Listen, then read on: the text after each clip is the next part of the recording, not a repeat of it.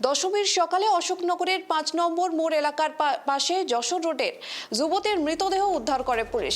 দেহে একাধিক গভীর ক্ষত এবং মাথায় আঘাতের চিহ্ন রয়েছে।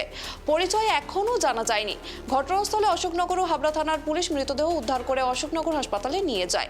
পুলিশ প্রাথমিকভাবে দুর্ঘটনার সম্ভাবনা দেখছে, তবে মৃত্যু দুর্ঘটনা না অন্য কোনো কারণ আছে তা জানতে তদন্ত চলছে।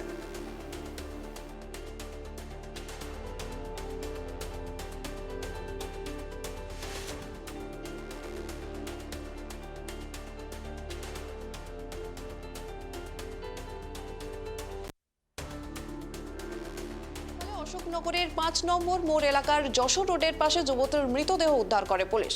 দেহে একাধিক গভীর ক্ষত এবং মাথায় আঘাতের চিহ্ন রয়েছে।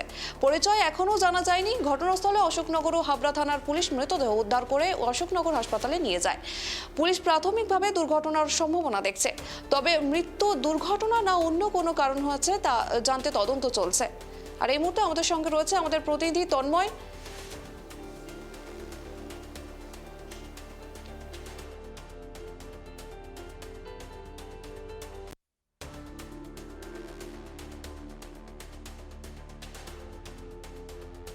আমাদের সঙ্গে রয়েছে আমাদের প্রতিনিধি তন্ময়।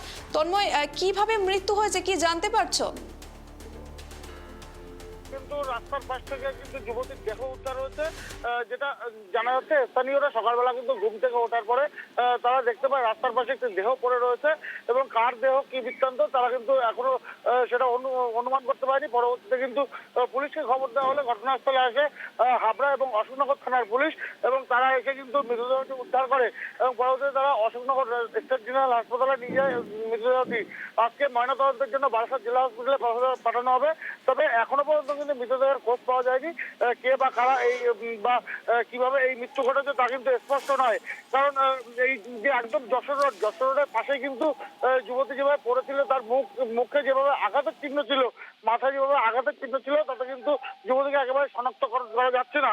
কারণ এখানে কিন্তু যেটা বলা হচ্ছে যে হয়তো দুর্ঘটনা করতে পারে, রাস্তায় যে কোনো গাড়ি তাকে অ্যাক্সিডেন্টে ঘটনা ঘটতে পারে, বা এই যে মৃত্যু তার পিছনে কি কারণ রয়েছে, কোনো রহস্য আছে কিনা তা নিয়ে কিন্তু ইতিমধ্যে তদন্ত শুরু করেছে অশোকনগর থানার পুলিশ।